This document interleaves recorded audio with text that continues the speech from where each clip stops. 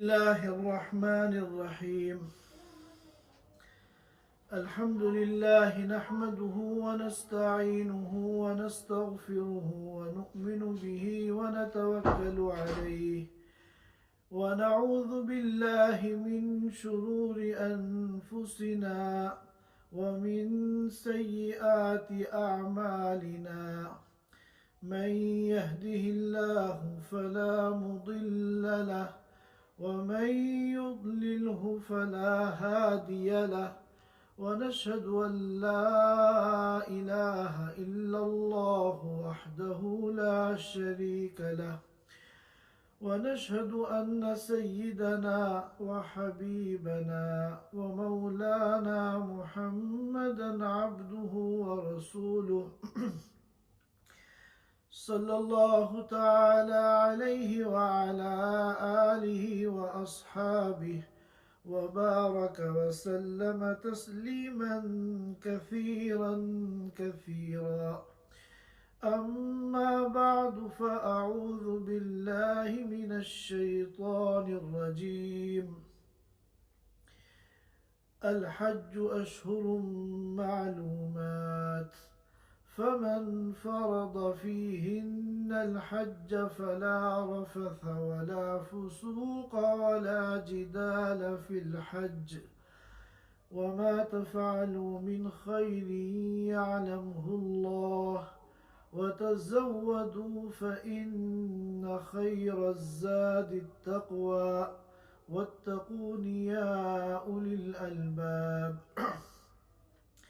وقال تعالى: ولله على الناس حج البيت من استطاع إليه سبيلا، ومن كفر فإن الله غني عن العالمين. وقال تعالى: وأذن في الناس بالحج يأتوك رجالا وعلى كل ضامر يأتين من كل فج عميق. صدق اللہ العظیم. محترم خواتین و حضرات، ذی قعدہ کا مبارک مہینہ چل رہا ہے، اور یہ جو 3 مہینے ہیں، شوال، ذی قعدہ اور ذی الحجہ، یہ اشہر حج کہلاتے ہیں. یہ حج کے مہینے ہیں،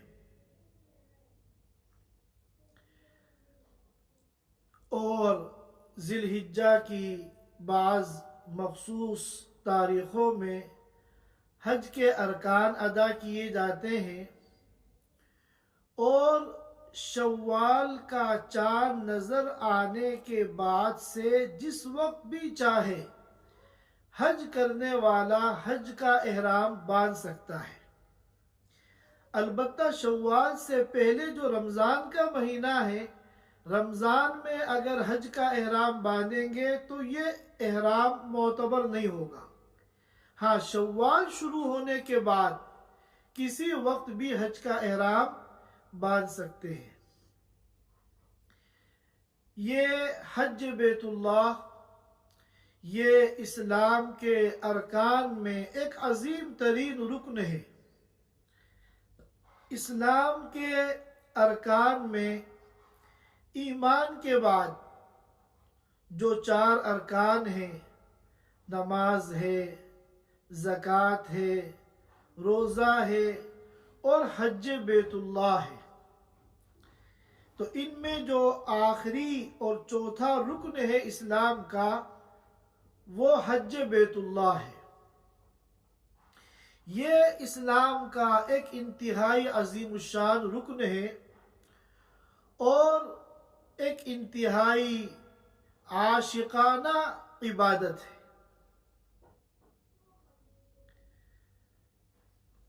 ہم لوگ جتنی اہمیت دین اسلام میں حج کی ہے، اس کے اعتبار سے ہم لوگوں کے دلوں میں حج کی اہمیت اور قدردانی نہیں ہے،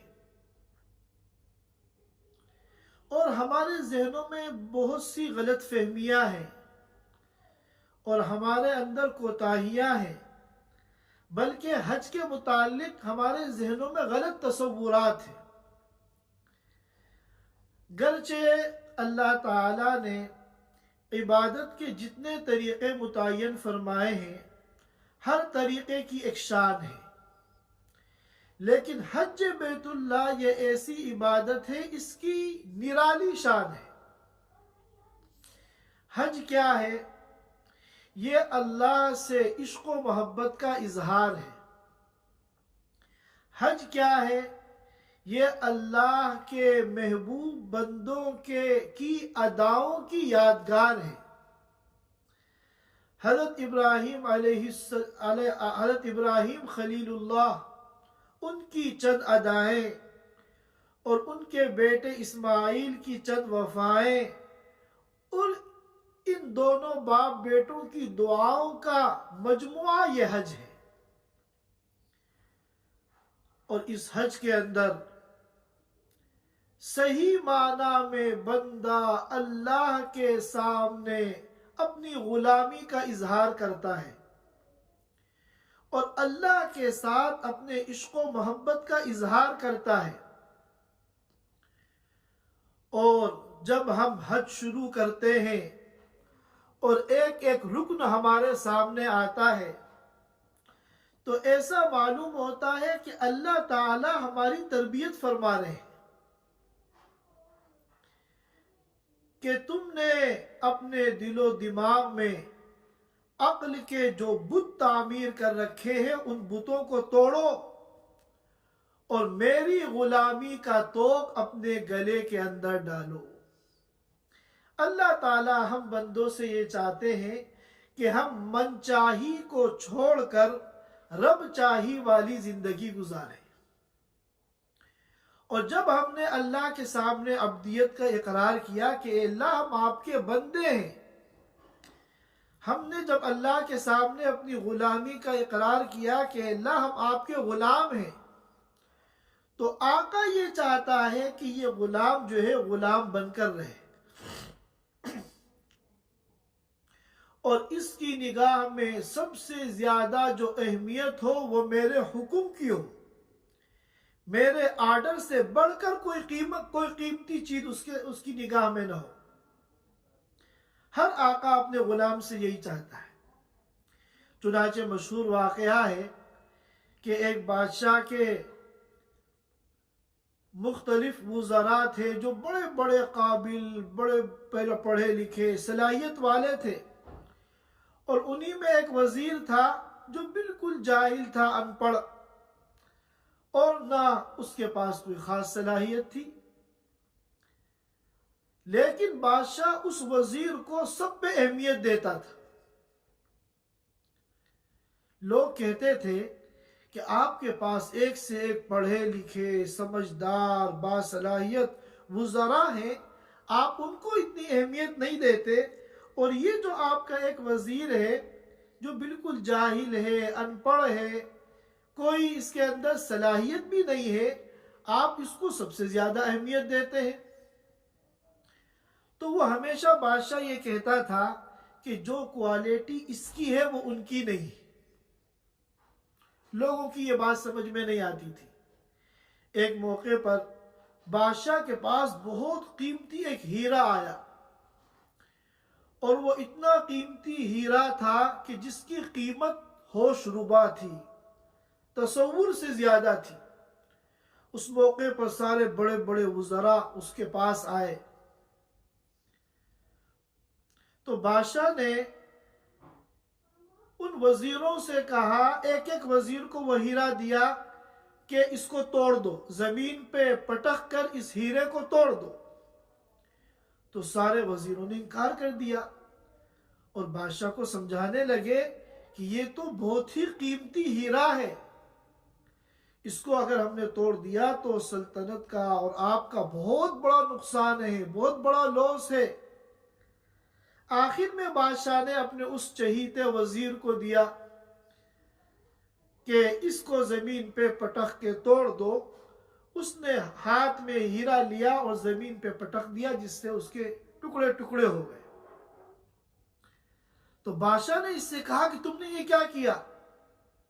اتنا قیمتی ہیرا تم نے توڑ دیا. تو اس نے جواب دیا کہ یہ ہیرا کتنا بھی قیمتی ہو، لیکن میرے نزدیک آپ کے حکم سے زیادہ قیمتی نہیں. میرے لیے اس ہیرے کو 1000 مرتبہ توڑنا آسان ہے، لیکن آپ کے کسی ایک حکم کو توڑنا میرے لیے مشکل ہے. تو بادشاہ نے لوگوں کو بتایا کہ دیکھو یہ وہ کوالٹی ہے جس کی وجہ سے میں اس کو سب سے زیادہ اہمیت دیتا ہوں.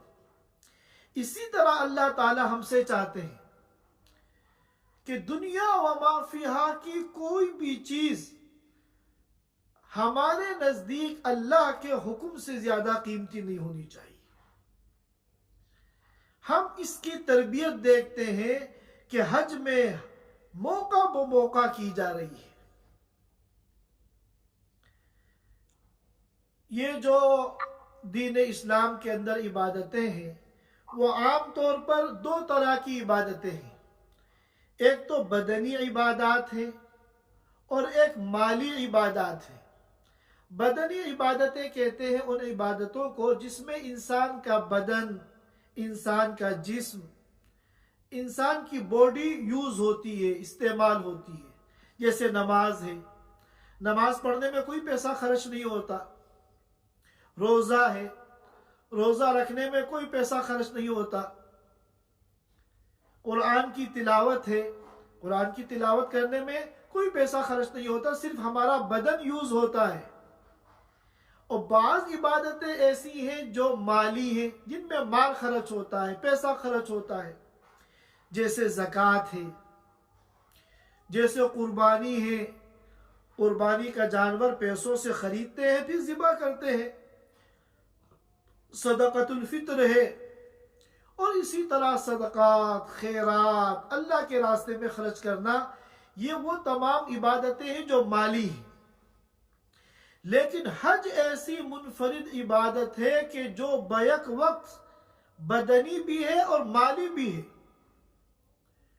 بدن خرچ ہوتا ہے، ہماری باڈی یوز ہوتی ہے، اور اتنا یوز ہوتی ہے کہ کسی اور عبادت میں نہیں ہو سکتی. جب انسان حج کرتا ہے اس کو معلوم ہوتا ہے کہ کتنی مشقت اٹھانی پڑتی ہے جسمانی، اور کتنی تکلیف اٹھانی پڑتی ہے، اور کتنا راحت و آرام قربان کرنا پڑتا ہے. اور اسی طرح مال بھی اتنا خرچ ہوتا ہے، خاص طور پہ آج کل کے دور میں، بلکہ ہر دور میں، کہ عام طور پر کسی دوسری مالی عبادت کے اندر اتنا مال خرچ نہیں ہوتا. اور ایک خصوصیت حج کی یہ ہے کہ ہر عبادت تو ہم جب چاہیں جس جگہ چاہیں کر سکتے ہیں. نماز ہم جب چاہیں پڑھ سکتے ہیں، فرض نماز پڑھ لی، نفل نماز پڑھ سکتے ہیں، اور دنیا کے جس علاقے میں، جس ملک میں، جس شہر میں، جس جگہ میں چاہیں پڑھ سکتے ہیں. روزہ ہے، ہم جب جی چاہے رکھ سکتے ہیں، سوائے چند ایام کے پورے سال کے اندر. رمضان میں تو رکھتے ہی ہیں، رمضان کے علاوہ نفل روزے ہیں، جب جی چاہے رکھ سکتے ہیں، اور دنیا میں جہاں جی چاہے رکھ سکتے ہیں. لیکن حج ایسی عبادت ہے جس کا زمانہ بھی متعین ہے اور جگہ بھی متعین ہے. 8 ذی الحجہ میں ہم مینا کے لیے روانہ ہوں گے، 9 میں ہم عرفہ جائیں گے، پھر مزدلفہ جائیں گے، 3 دن مینا میں قیام کریں گے، بیت اللہ کا طواف کریں گے، صفا مروہ کے درمیان سعی کریں گے. یہ جگہیں حج کی ادائیگی کے لیے متعین ہیں. اب اگر دنیا میں کسی جگہ کوئی حج کرنا چاہے تو حج کا ثواب ملنا تو بہت دور کی بات ہے، اس کو گناہ ملے گا، بدعات کا گناہ ملے گا. اور اسی طرح زمانہ بھی متعین ہے. اب 9 تاریخ میں، 9 ذی الحجہ میں ہمیں عرفہ کے میدان میں وقوف کرنا ہے. اب اگر کوئی رمضان میں، شعبان میں، رمضان کیا کہتے ہیں رجب کے مہینے میں پورے دن عرفہ کے میدان میں چلا جائے، پڑا رہے، کیا وقوف ہو جائے گا؟ نہیں ہوگا۔ انہی تاریخوں میں ہونا ہے، اسی جگہ ہونا ہے۔ اب حج میں اگر ہم غور کریں تو یہ اللہ تعالیٰ کی ایسی عبادت ہے، اس کے اندر جو حلاوت ہے اور اس کے اندر جو لذت ہے اور اس میں اللہ کے ساتھ عشق و محبت کے اظہار کی جو کیفیت ہے وہ کسی اور عبادت کے اندر نہیں ہے۔ جو اللہ کے عشق کی، محبت کی اور اظہار بندگی کی جو کیفیت حج کے دوران ہوتی ہے وہ صرف حاجی ہی جان سکتا ہے۔ حاجی صرف اس کو جان سکتا ہے، اس کو اپنے الفاظ میں بیان ہی نہیں کر سکتا۔ ہر قدم پہ اللہ تربیت فرماتے ہیں کہ دیکھو عقل کو استعمال مت کرنا میرے حکم کے آگے۔ عقل سے اگر سوچو گے تو کچھ سمجھ میں نہیں آئے گا کیا ہو رہا ہے۔ تمہیں صرف اس وجہ سے حج کے اس پروسیجر کو فالو کرنا ہے کہ میرا حکم ہے۔ سب سے پہلے آپ دیکھیے احرام باندھنا ہے۔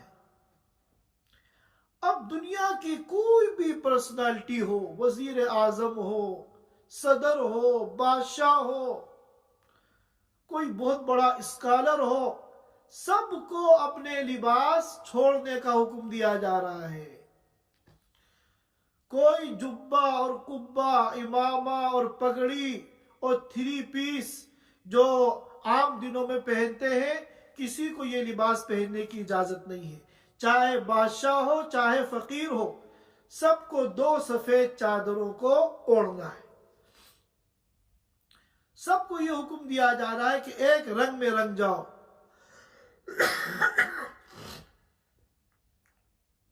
پھر اس کے بعد یہ جو حجاج کرام پوری دنیا سے حج کے ان مہینوں میں جوق در جوق والہانہ اور عاشقانہ انداز میں بیت اللہ کی طرف چلے آ رہے ہیں۔ کوئی ہوائی جہاز سے آ رہا ہے، کوئی پانی کے جہاز سے آ رہا ہے، کوئی بسوں سے اور گاڑیوں سے آ رہا ہے، اور کتنے اللہ کے بندے ہیں جو دور دراز ملکوں سے پیدل چلے آ رہے ہیں۔ حاجیوں کا ایک سمندر ہے جو بیت اللہ کی طرف کھینچا چلا آ رہا ہے۔ ایسا لگتا ہے کہ بیت اللہ میں کوئی میگنیٹ ہے، مقناطیس ہے، جو لوگوں کو پوری دنیا سے کھینچ کر اپنے پاس جمع کر رہی ہے۔ ان میں کالے بھی ہیں، ان میں گورے بھی ہیں، ان میں عربی جاننے والے بھی ہیں، ایسے بھی ہیں جن کی زبان انگلش ہے، ایسے بھی ہیں جن کی زبان فارسی ہے، ایسے بھی ہیں جن کی زبان پشتو ہے، ایسے بھی ہیں جن کی زبان تامل ہے۔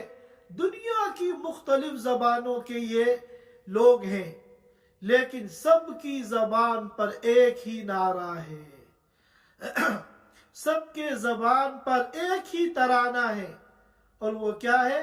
لبیک اللہم لبیک، لبیک لا شریک لک لبیک، ان الحمد والنعمت لک والملک لا شریک لک۔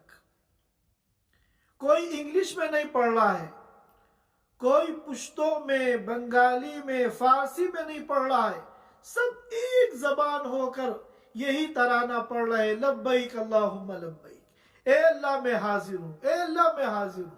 کیا مطلب؟ لبیک جب کہا جاتا ہے جب کسی کے بلانے پر کوئی آئے۔ یہی وجہ ہے کہ ہمارے مدارس میں، درسگاہ میں جب اسٹوڈنٹس کی حاضری لی جاتی ہے اور نام پکارے جاتے ہیں تو جس کا نام پکارا جاتا ہے وہ لبیک کہتا ہے، کیونکہ مدرسے نے، ادارے نے ان کو پڑھنے کے لیے بلایا ہے۔ تو بلاوے پر جب کوئی آتا ہے تو لبیک کہتا ہے کہ میں حاضر ہوں۔ اب سوال یہ پیدا ہوتا ہے یہاں کس نے بلایا ہے؟ تو جواب یہ ہے کہ یہ جو حجاج کرام حج بیت اللہ کے لیے مکہ مکرمہ پہنچ رہے ہیں، یہ بغیر بلاوے کے نہیں ہے، بلکہ ان کا بلاوا آیا تھا، انہوں نے اس بلاوے پر لبیک کہا تھا، اس کے نتیجے میں یہ آ رہے ہیں۔ چنانچہ آج سے 5000 سال پہلے حضرت ابراہیم خلیل اللہ جب اللہ کے حکم سے مکہ مکرمہ آئے اور انہوں نے اللہ کے حکم سے بیت اللہ تعمیر کیا۔ یہاں یہ بات یاد رکھیے کہ بیت اللہ، کعبۃ اللہ، یہ حضرت آدم علیہ السلام کے زمانے سے موجود تھا، لیکن جب طوفان نوح آیا تو اس وقت بیت اللہ کی جو عمارت تھی اس کو اٹھا لیا گیا، البتہ اس کی جو بنیادیں تھیں وہ زمین کے اندر باقی تھیں۔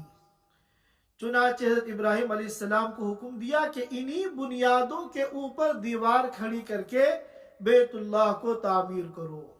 انہوں نے از سر نو بیت اللہ تعمیر نہیں کیا، بلکہ جو بنیادیں پہلے سے موجود تھیں اسی بنیادوں کے اوپر انہوں نے دیوار کھڑی کر کے بیت اللہ کی تعمیر کو مکمل کیا۔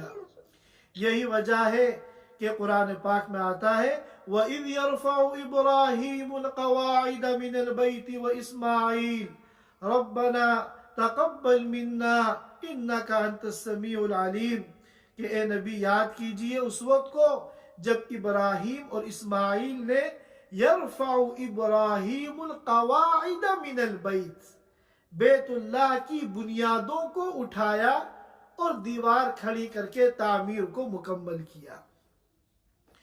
تو جب بیت اللہ کی تعمیر ہو گئی مکمل تو اللہ تعالیٰ نے حضرت ابراہیم خلیل اللہ کو حکم دیا کہ آپ لوگوں میں حج کا اعلان کیجئے، وَأَذِّنْ فِي النَّاسِ بِالْحَجِّ يَأْتُوكَ رِجَالًا وَعَلَى كُلِّ ضَامِرٍ يَأْتِينَ مِنْ كُلِّ فَجٍّ عَمِيقٍ، کہ ابراہیم لوگوں میں بیت اللہ کے حج کا اعلان کیجئے کہ لوگ اللہ کی عبادت کے لیے بیت اللہ کے حج کے لیے یہاں پر آئیں، رجالن پیدل بھی آئیں، وَعَلَى كُلِّ ضَامِرٍ يَأْتِينَ مِنْ كُلِّ فَجٍّ عَمِيقٍ، اور دور دراز کے علاقوں سے ایسی سواریوں پر آئیں کہ لمبے سفر کی وجہ سے وہ سواریاں لاغر اور کمزور ہو جائیں۔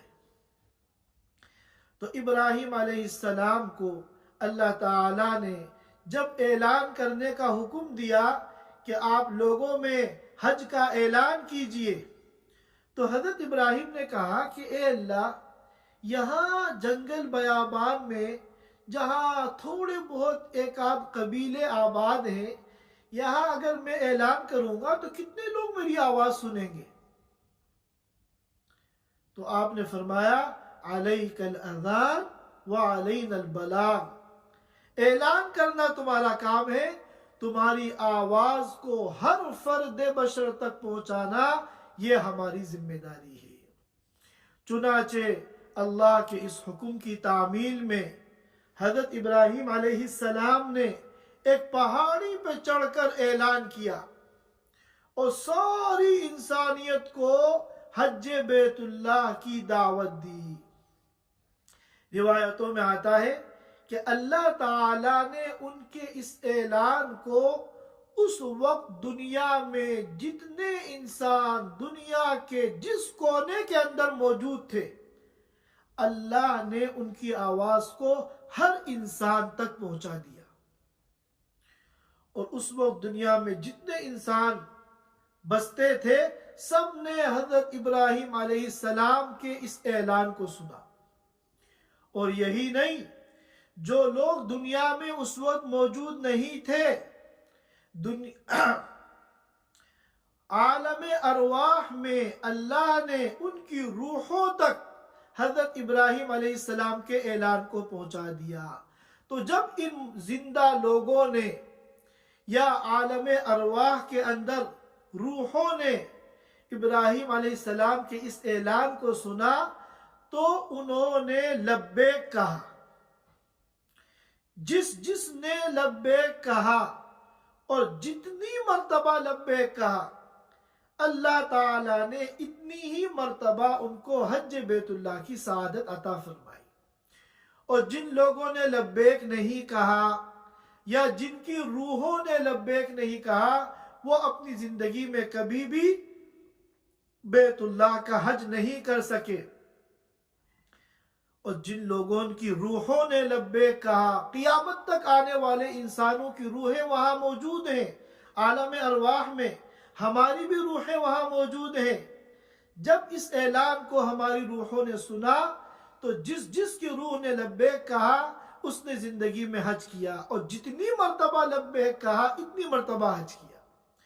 چنانچہ ہم دیکھتے ہیں بہت سے نیک لوگوں کو کہ جنہوں نے زندگی میں 25 حج کیے، 30 40 50 حج کیے، تو ان کی روحوں نے اتنی ہی مرتبہ لبیک کہا تھا، جس کے نتیجے میں انہوں نے اپنی زندگی کے اندر اتنی مرتبہ حج کیے۔ تو آج یہ جتنے لوگ اب تک بیت اللہ کے لیے روانہ ہو چکے ہیں، اور کتنے لوگ نہ جانے اس وقت دنیا میں راستے میں ہیں جو بیت اللہ جا رہے ہیں، اور ایک بڑا طبقہ ایسا ہے جو ابھی تیاری کر رہا ہے۔ اس سال ان کا حج کا ارادہ ہے اور وہ آنے والے چند دنوں میں انشاءاللہ روانہ ہونے والے ہیں۔ تو ان سب کا یہ سفر حج کوئی اتفاقی امر نہیں ہے، بلکہ ان کی روحوں نے آج سے 5000 سال پہلے ابراہیم علیہ السلام کے اعلان پر لبیک کہا تھا۔ اس لبیک کے نتیجے میں آج یہ لوگ حج میں جا رہے ہیں۔ اللہ تعالیٰ ان کے حج کو آسان بھی بنائے، اللہ تعالیٰ ان کے حج کو مبارک بھی بنائے، اللہ تعالیٰ ان کے حج کو قبول بھی فرمائے۔ اور سب سے بڑی بات یہ ہے، جس مقصد کے لیے یہ عبادت کی جاتی ہے، اللہ تعالیٰ سب کو اس مقصد میں کامیابی عطا فرمائے۔ تو میں یہ عرض کر رہا تھا کہ جب حج شروع ہوگا تو میقات سے پہلے احرام باندھنا ہے۔ ہم حج کا باقاعدہ طریقہ انشاءاللہ اگلی مجلسوں میں بیان کریں گے۔ یہاں تو میں حج کی خصوصیات بیان کر رہا ہوں، اور جتنے بھی امیر و غریب ہیں، جتنے بھی بڑے اور چھوٹے ہیں، سب کو ایک رنگ میں رنگنا ہے، احرام کی 2 چادریں پہننی ہیں۔ اعلیٰ قسم کے جو لباس پہنتے تھے اور جبے اور قبے پہنتے تھے، سر پر امامے اور ٹوپیاں رکھتے تھے، اور بہت اعلیٰ قسم کے بوٹ شوٹ پہنتے تھے، سب منع۔ چپل بھی ایسی پہننی ہے جس میں اوپر والی ہڈی جو ہے کھلی ہو۔ کوئی جوتا نہیں پہن سکتے، امامہ نہیں پہن سکتے، ہیٹ نہیں لگا سکتے، کیپ نہیں لگا سکتے۔ احرام کی 2 چادروں کو ہر ایک کو پہننا ہے، اور پھر ہر ایک کی زبان پہ، چاہے وہ امریکی ہو یا افریقی ہو، عربی ہو یا عجمی ہو، ایک ہی ترانہ ہے، لبیک اے اللہ میں حاضر ہوں۔ 5000 سال پہلے اپنے خلیل ابراہیم کے ذریعے آپ نے ہمیں بلایا تھا، دعوت نامہ بھیجا تھا۔ اے اللہ، ہم نے آپ کی دعوت کو قبول کر لیا اور ہم حاضر ہیں، لبیک اللہم لبیک، اے اللہ ہم حاضر ہیں۔ اور اب ہم جب مسجد حرام پہنچیں گے، سب سے پہلے ہمیں طواف کرنا ہے۔ جب بیت اللہ پہ ہماری نگاہ پڑے گی تو دل کی کیفیت ہی عجیب ہوگی۔ بیت اللہ پہ جب نگاہ پڑتی ہے، اس وقت جو دل کی کیفیت ہوتی ہے وہ وہی جان سکتا ہے جس کو یہ سعادت مل چکی ہے۔ اللہ تعالیٰ کا حکم ہے کہ میرے اس گھر کو دیکھو، اور جو بھی اسے دیکھ کے دعا مانگو گے میں وہ ساری تمہاری دعائیں قبول کروں گا۔ اب یہاں عشق و محبت کا اظہار ہے۔ انسان کی فطرت ہے، جب وہ کسی سے محبت کرتا ہے تو ٹوٹ کے محبت کرتا ہے، اس سے گلے لگنا چاہتا ہے، اس کی قدم بوسی کرنا چاہتا ہے، اس کے گھر کے چکر لگاتا ہے، اس کے سنگ در کو، اس کے دروازے کی چوکھٹ کو چومتا ہے۔ مجنون نے جب لیلا سے محبت کی تھی تو وہ لیلا کے اپنی محبوبہ کے محلے میں جاتا تھا اور بلا وجہ جاتا تھا اور بار بار جاتا تھا اور وہاں گھومتا تھا، چکر لگاتا تھا، اور وہاں کی جو دیوار ہوتی تھی دیواروں کو چومتا تھا اور وہ کہتا تھا امر علی الدیار دیار لیلا اقبل ذا الجدار وذا الجدار وما حب الدیار شغفنا قلبی ولیکن حب من سکن الدیار۔ اب ہمیں اللہ سے عشق ہے، اللہ سے محبت ہے، اللہ کے گھر کے سامنے ہم کھڑے ہیں، لیکن ہم اللہ کو تو گلے نہیں لگا سکتے، اللہ کے پیروں کو ہم نہیں چوم سکتے، قدم بوسی نہیں کر سکتے۔ تو اللہ نے حکم دیا کہ دیکھو یہ میرا گھر ہے، تم میرے اس گھر کے چکر لگاؤ۔ چنانچہ اب طواف ہو رہا ہے، اب ایک عمارت ہے، اس کے چاروں طرف چکر لگایا جا رہا ہے۔ بظاہر تو عقل کے اعتبار سے اس میں کوئی فائدہ نظر نہیں آتا، لیکن بڑے بڑے اسکالر، بڑے بڑے تعلیم یافتہ، بڑے بڑے ڈگری یافتہ، بڑے بڑے بزنس مین اور بڑے بڑے علماء، بڑے بڑے مشائخ، بڑے بڑے وزراء، حکام، سب وہاں چکر لگا رہے ہیں کیونکہ اللہ کا حکم ہے۔ اور اللہ تعالیٰ فرما رہے ہیں کہ طواف کے دوران ایک ایک قدم پر میں تمہارے ایک گناہ معاف کر رہا ہوں اور تمہارا ایک درجہ بلند کر رہا ہوں۔ اور پھر وہاں پر اللہ نے ایک کونے میں جنت کا ایک پتھر فٹ کر دیا، حجر اسود، اور کہا کہ اس کو چومو۔ اور حجر اسود سے اور بیت اللہ کے دروازے کے درمیان جو تقریباً اتنی جگہ ہے، اس کو فرمایا کہ اس سے لپٹ جاؤ، یہ ملتزم ہے، اور اس سے لپٹ کے جو مانگو گے وہ میں تمہیں عطا کروں گا۔ انسان کے عشق کی تقاضے کے جتنے بھی اسباب ہیں سب اللہ تعالیٰ نے وہاں پورے کر دیے۔ محبوب کا گھر ہمارے سامنے ہے، ہم اس کے عاشقانہ چکر لگا رہے ہیں۔ وہاں جو حجر اسود ہے ہم اس کو چوم رہے ہیں۔ حدیث میں آتا ہے کہ یہ جنت کا پتھر ہے اور یہ جنت سے لایا گیا تھا۔ جب یہ جنت سے آیا تھا یہ بالکل سفید تھا، دودھ کی طرح، لیکن بندوں کے گناہوں کو جذب کرتے کرتے کرتے یہ کالا ہو گیا ہے۔ چنانچہ آج اس کو کیا کہتے ہیں؟ حجر اسود کہتے ہیں۔ اب اگر دنیا میں کسی محبوب کے در کے چکر لگاتا ہے بندہ اور اس کے سنگ در کو چومتا ہے اور اس سے لپٹتا ہے تو اللہ نے کہا کہ دیکھو یہ میرا گھر ہے، اگر واقعتاً تمہیں مجھ سے محبت ہے اور تمہیں مجھ سے عشق ہے تو میرے اس گھر کے چکر لگاؤ، اس حجر اسود کو چومو، اور میرا جو یہ دروازہ ہے بیت اللہ کا سنگ در، اس سے لپٹ جاؤ اور ملتزم سے چمٹ جاؤ، اور جو تم مجھ سے مانگو گے میں انشاءاللہ میں جو ہے وہ تمہیں دوں گا۔ اور پھر تھوڑے فاصلے پہ مقام ابراہیم ہے، جو گولڈن ایک شوکیس کے اندر رکھا ہوا ایک پتھر ہے۔ یہ وہ پتھر ہے جس پر کھڑے ہو کر ابراہیم خلیل اللہ نے بیت اللہ تعمیر کیا تھا، اور اس پتھر پہ ان کے پیروں کے نشان موجود ہیں۔ جب اللہ کے رسول صلی اللہ علیہ وسلم طواف فرما رہے تھے اور طواف سے آپ فارغ ہوئے تو حضرت عمر رضی اللہ تعالی عنہ نے عرض کیا کہ اے اللہ کے رسول، میرا یہ جی چاہتا ہے کہ میں مقام ابراہیم کے پیچھے 2 رکعت نماز پڑھوں۔ اللہ کے رسول صلی اللہ علیہ وسلم خاموش ہو گئے، کیونکہ اس سلسلے میں کوئی حکم اللہ کی طرف سے نہیں آیا تھا، اور اپنی طرف سے دین کی کوئی بات آپ بتاتے نہیں تھے۔ وَمَا يَنطِقُ عَنِ الْهَوَىٰ إِنْ هُوَ إِلَّا وَحْيٌ يُوحَىٰ، کہ کوئی بھی بات نبی اپنی خواہش سے نہیں کرتے تھے، بلکہ جو وحی آتی تھی وہی بتاتے تھے۔ چنانچہ آپ خاموش ہو گئے۔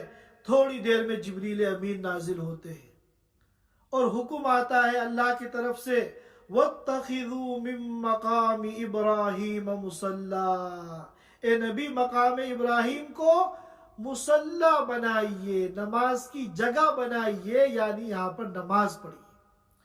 چنانچہ حضرت عمر رضی اللہ تعالیٰ عنہ نے جو خواہش ظاہر کی تھی اسی کے مطابق وہی نازل ہو گئی، اور قیامت تک کے لیے مسلمانوں کو یہ حکم دے دیا گیا کہ جب طواف سے فارغ ہو تو مقام ابراہیم کے پیچھے 2 رکعت نماز پڑھو۔ اس کے بعد پھر مسعی جا رہے ہیں، صفا اور مروہ کے درمیان سعی کرنی ہے۔ میں نے کہا تھا کہ حج کیا ہے؟ اللہ کے چند محبوبوں کی اداؤں کا نام ہے۔ اللہ کے محبوب بندوں کے کچھ کام ہیں، کچھ ایسی ادائیں ہیں جو اللہ کو پسند آ گئی، اور اللہ نے قیامت تک کے لیے ان کو یادگار بنا دیا۔ اب طواف کے دوران پہلے 3 چکروں میں حکم ہے اکڑ کے چلو، رمل کرو، جس کا طریقہ انشاءاللہ ہم بیان کریں گے کہ نارمل طریقے سے مت چلو بلکہ ذرا سا اکڑ کے چلو۔ اب سوال یہ پیدا ہوتا ہے، ہمیں تو یہ حکم دیا گیا تھا لا تمشی فی الارض مرحا، زمین پہ اکڑ کے مت چلنا، بہت بڑا گناہ ہے۔ یہاں کیا کہا جا رہا ہے کہ اکڑ کے چلو؟ تو معلوم ہوا کہ کوئی بھی چیز فی نفسی ہی نہ اچھی ہے نہ بری ہے، اصل چیز جو ہے وہ اللہ کا حکم ہے۔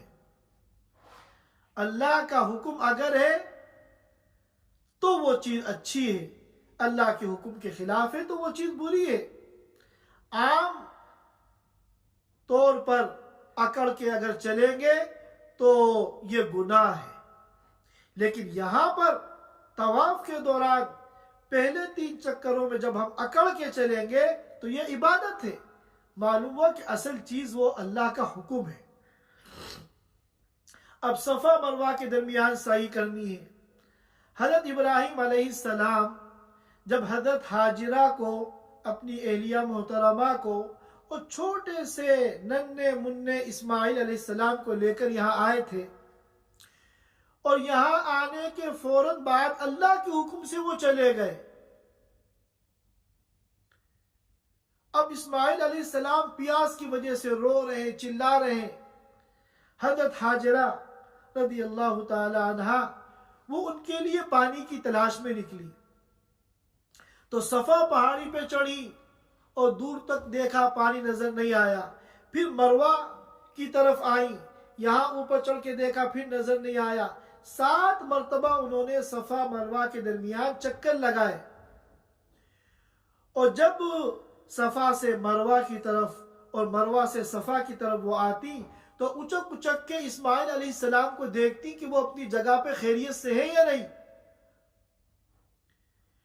تو صفا مروہ کے درمیان آنے جانے میں ایک جگہ ایسی آتی تھی جہاں اس وقت گرین لائٹ لگی ہوئی ہے، وہاں سے حضرت حاجرہ کو اسماعیل نظر نہیں آتے تھے، تو اس جگہ کو وہ تیزی سے پار کرتی تھی دوڑ کر، تاکہ جلدی سے اپنے بچے کو دیکھ لے۔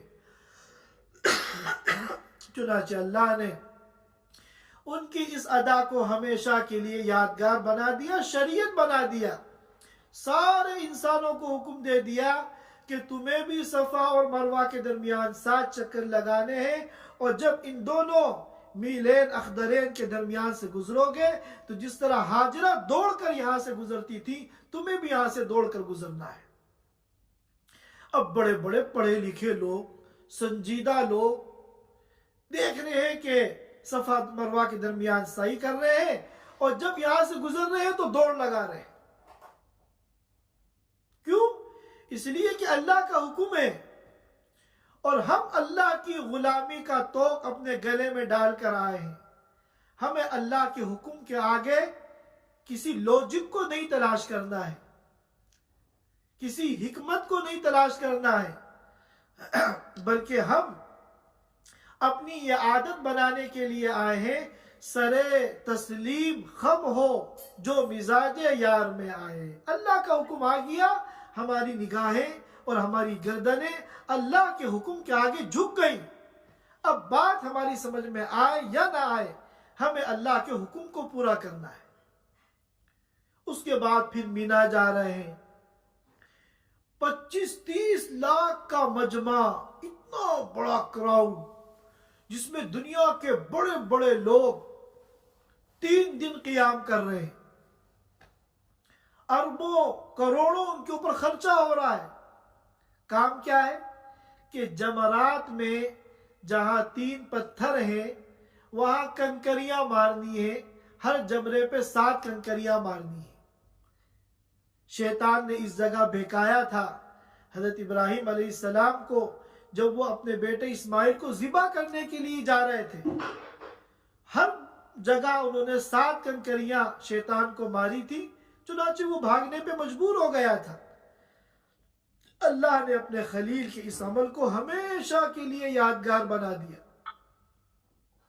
اب یہ کنکری مارنے کا عمل بظاہر کوئی معقول چیز نہیں ہے، لیکن چونکہ اللہ کا حکم ہے لہذا 25-30 لاکھ کا اتنا بڑا مجمع جو دنیا کے کونے کونے سے آیا ہے صرف اس کام کے لیے 3 دن تک مینا میں پڑا ہوا ہے. اسی لیے کہتے ہیں کہ حج جو ہے یہ ایک عاشقانہ عبادت ہے.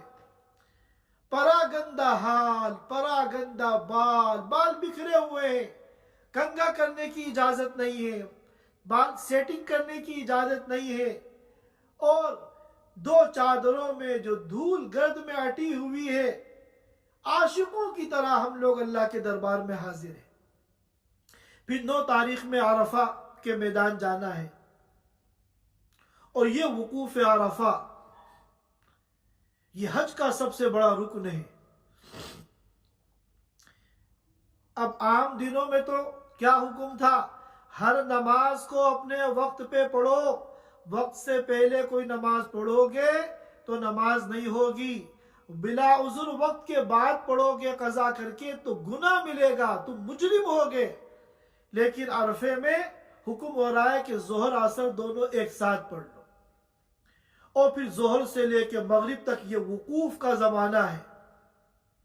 اللہ کی رحمتیں اور اللہ کی رحمت کی گھٹائیں، اللہ کی رحمت کی بارشیں برس رہی ہیں حاجیوں کے اوپر مینا کے میدان میں، اور یہ وقت کھڑے ہو کر اللہ کے سامنے رونے کا، بل بلانے کا اور مانگنے کا وقت ہے.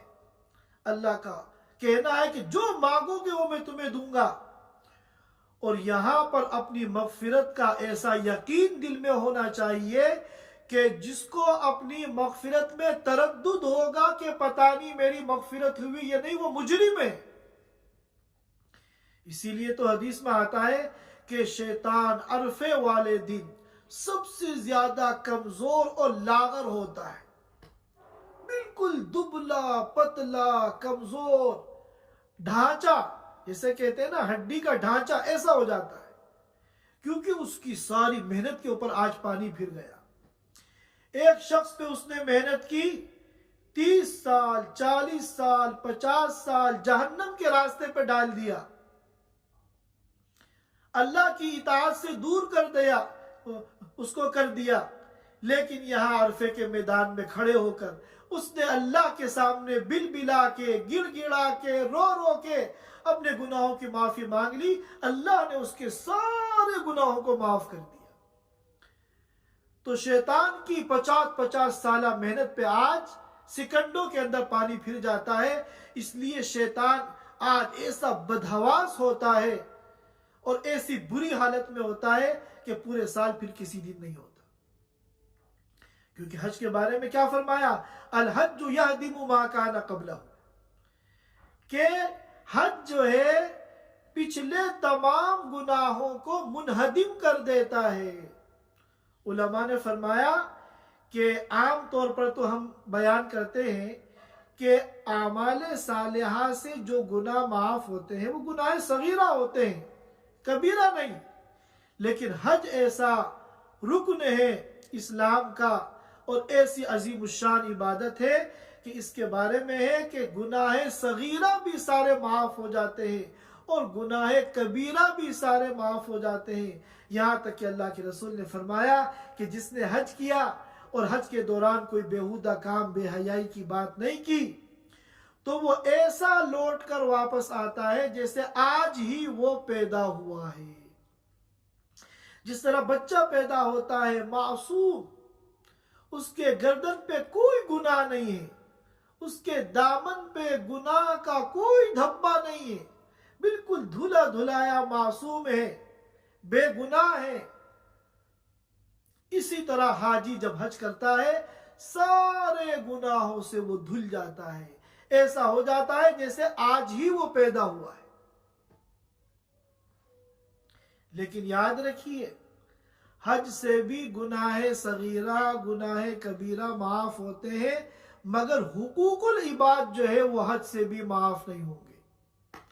इसीलिए तमाम हाजियों को चाहिए कि हज में जाने से पहले तमाम हुकूकुल इबाद को अदा करें, या तो अदा करें या माफ कराएं। जिनका हक मारा है, जिनको सताया है, जिनको तकलीफ पहुंचाई है, जिनको गाली दी है, जिनको जलील किया है, जिनको बुरा भला कहा है, जिनका पैसा मारा है, जिनकी जमीन मारी है, जितने भी हुकूकुल इबाद ज़ाय किए हैं, हज में जाने से पहले उन तमाम हुकूक को या तो अदा करो या माफ करो। हमारे मुल्कों में अजीब फैशन चल गया है कि हज में जाने से पहले अखबार में इश्तिहार दे देते हैं कि फला साहब हज में जा रहे हैं, लिहाजा तमाम लोगों से दरख्वास्त है कि उनको माफ कर दें, कोई हक अगर उनका किसी का हक अगर उनके जिम्मे बाकी हो तो माफ कर दें। ये कोई तरीका माफी मांगने का नहीं है। कितने लोग ऐसे हैं जिनके आपने हुकूक मार रखे हैं, उनके सामने अखबार की वो कटिंग नहीं आएगी। अखबार में छपवा के बेफिक्र हो जाना ये काम नहीं है, बल्कि ये मुस्तकिल एक जिम्मेदारी है कि अपने दोस्तों से, अपने रिश्तेदारों से बाकायदा कहा सुना माफ कर ले, और अगर किसी का कर्ज है या किसी का हक आपके ऊपर है तो उसको अदा करें, ताकि ये चीज जो है वहां जाके मानिया न बन जाए। फिर अरफा के बाद मुजदलिफा जा रहे हैं, रात यहां गुजार रहे हैं मैदान के अंदर, और क्या कर रहे हैं? कुछ नहीं। हुक्म यह है कि मगरिब ईशा दोनों एक साथ पढ़ो। मगरिब के वक्त में ना पढ़ो, बल्कि ईशा के वक्त में मगरिब ईशा दोनों एक साथ पढ़ो। और रात में क्या करना है? बड़े बड़े पढ़े लिखे लोग, बड़े बड़े स्कॉलर, बड़े बड़े ऊंचे ओहदों वाले वहां कंकरियां उठा रहे हैं, कंकरियां जमा कर रहे हैं शैतान को मारने के लिए जमरात में। बजाहिर एक नामाकूल काम है, इतने बड़े आदमी हो कि आप कंकरियां जमा कर रहे हैं, लेकिन चूंकि अल्लाह का हुक्म है, लिहाजा इस मौके पर इससे बड़ी कोई इबादत नहीं है। और इस तरह फिर मीना का क़ियाम हो रहा है और फिर हज पूरा हो रहा है। तो पूरे हज में अगर हम गौर करें तो अल्लाह एक अजीब व गरीब शान है, एक निराली शान है। अल्लाह के साथ इश्क व मोहब्बत का एक अजीब व गरीब तरीके से इजहार है। जिन लोगों ने हज नहीं किया, अल्फाज में उस कैफियत को बयान ही नहीं किया जा सकता। अल्लाह ताला हम सबको बार बार हज की सआदत अता फरमाए। यहाँ कुछ लोग, हमारे इतनी अहमियत के बावजूद हमारे बहुत से मुसलमान ऐसे हैं जो हज के बारे में गलत फहमी में हैं। याद रखिए, हर ईमान वाले पे हज फर्ज नहीं है। हज फर्ज है उस पर जो हज पे कादिर हो, उसकी सेहत इस काबिल है कि वह सफर हज कर सकता है, और पैसा इतना है उसके पास کہ جس سے سفر کے اخراجات بھی پورے ہو رہے ہیں، وہاں قیام کے دوران کھانے پینے کا جو خرچہ ہے وہ بھی اس کے پاس موجود ہے، اور جتنے دن کے لیے سفر میں گیا ہے اس کے پیچھے اس کے بیوی بچوں کا جو خرچہ ہے وہ بھی اس کے پاس دینے کے لیے موجود ہے۔ اتنا مال جس کے پاس ہوگا اس کے اوپر حج فرض ہو گیا۔ اب حج فرض ہونے کے بعد سب سے پہلا کام ہمارا یہ ہے کہ ہم اس فریضے کی ادائیگی کی فکر کریں۔ ہم لوگ کیا سمجھتے ہیں کہ حج تو بڑھاپے کا کام ہے، ابھی تو ہماری عمر 20 سال ہے، 22 سال ہے، 25 سال ہے، 30 سال ہے، ابھی تو زندگی پڑی ہے حج کرنے کے لیے۔ یاد رکھیے، حج جب فرض ہو گیا اور انسان کی زندگی کا کوئی بھروسہ نہیں کب آنکھ بند ہو جائے۔ حدیث پاک میں آتا ہے کہ جس کے اوپر حج فرض ہو گیا اور حج کیے بغیر وہ اس دنیا سے چلا گیا تو اللہ کو کوئی پرواہ نہیں ہے کہ وہ یہودی ہو کے مرے یا نصرانی ہو کر مرے۔ اور ایک حدیث میں آتا ہے کہ جس کے اوپر حج فرض ہوا اور وہ حج کیے بغیر اس دنیا سے چلا گیا تو قیامت کے دن یہ ان لوگوں میں سے ہوگا جو تمنا کریں گے کاش کہ ہمیں دنیا میں واپس بھیج دیا جائے۔ ظاہر ہے کہ یہ تمنا کون کریں گے؟ تو کفار کریں گے، مجرمین کریں گے، لیکن یہ جو حج نہ کرنے والا مسلمان ہے، مومن ہے، یہ بھی وہاں یہ تمنا کرے گا کہ کاش کہ مجھے دنیا میں دوبارہ بھیج دیا جائے اور حج کی سعادت سے جو محروم ہوا ہوں یہ سعادت مجھے حاصل ہو جائے۔ اور عبداللہ ابن عمر رضی اللہ تعالیٰ عنہ تو بڑی سخت بات فرماتے تھے کہ جس پر حج فرض ہو گیا اور اس نے حج نہیں کیا مر گیا تو قیامت کے دن اس کی پیشانی پہ کافر لکھ دیا جائے گا۔ علماء کرام نے اس میں فرمایا، اور قرآن میں بھی ہے، وَلِلَّهِ عَلَى النَّاسِ حِجُّ الْبَيْتِ، اور لوگوں پر اللہ کے لیے حج کی عبادت فرض ہے، من استطاع الیہ سبیلا، جو وہاں سفر کی استطاعت رکھتا ہے، قدرت رکھتا ہے، جان کے اعتبار سے بھی اور مال کے اعتبار سے بھی۔ پھر فرمایا وَمَنْ كَفَرَ فَإِنَّ اللَّهَ غَنِيٌّ عَنِ الْعَالَمِينَ، اور جس نے کفر کیا یعنی حج کا انکار کیا تو اللہ تعالیٰ بے نیاز ہے۔ علماء نے فرمایا کہ اگر حج کی فرضیت کا انکار کرے گا تب تو کافر ہی ہو جائے گا، لیکن اگر حج کا عملی انکار کرے گا، حج فرض ہو گیا حج نہیں کر رہا ہے، کس چیز کا انتظار کر رہا ہے؟ بڑھاپے کا انتظار کر رہا ہے؟ کیا گارنٹی ہے کہ تم بڑھاپے تک زندہ رہو گے؟ اسی طرح ہمارے بہت سے لوگ ایسے ہیں کہ ابھی مکان نہیں بنا، پہلے مکان بنوا لیں، اپنا ذاتی مکان ہو جائے پھر حج کریں گے۔ تو یاد رکھیے، اگر مکان کا پیسہ آپ کے پاس موجود ہے اور یہ پیسہ اتنا ہے جس سے آپ کا حج ہو سکتا ہے تو آپ کے اوپر حج فرض ہے۔ آپ اگر حج نہیں کریں گے تو گنہگار ہوں گے۔ بہت سے لوگ کہتے ہیں کہ ابھی بچیاں ہیں، ہم ان کی شادیوں سے فارغ ہو جائیں پھر حج کریں گے۔ ظاہر ہے کہ یہ بھی عذر لنگ ہے۔ آپ کے اوپر اگر حج فرض ہو گیا تو پھر آپ کو کسی کی شادی کا انتظار نہیں کرنا ہے، آپ کو سب سے پہلا کام حج کرنا ہے۔ اور وہ لوگ تو بہت ہی دھوکے میں ہیں جو بے فکر ہیں۔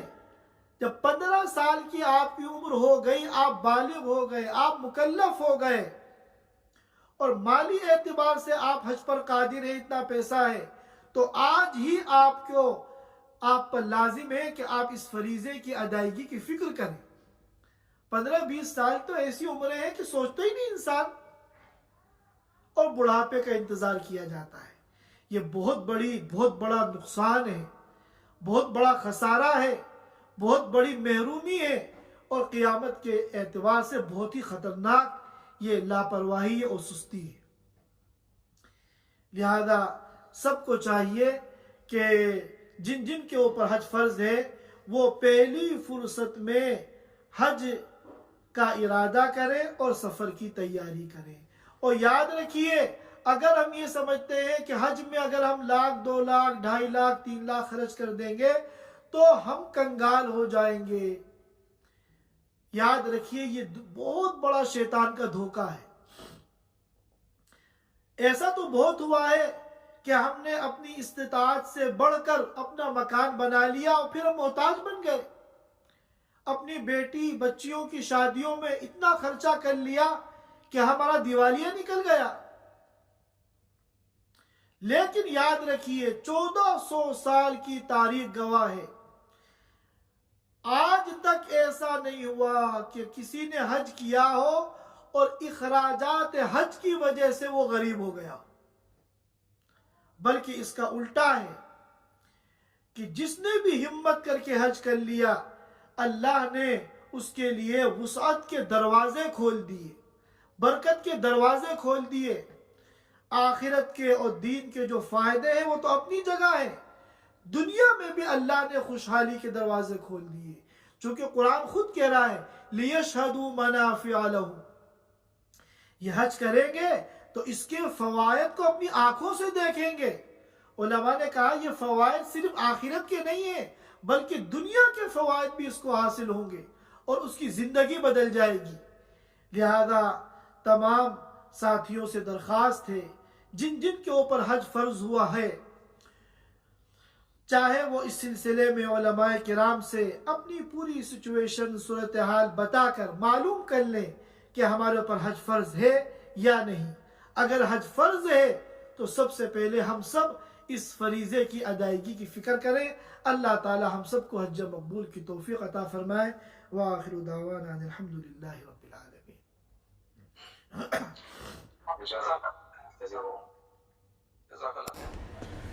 Thanks for watching. Don't forget to like, comment, share and subscribe to Al Wahid channel.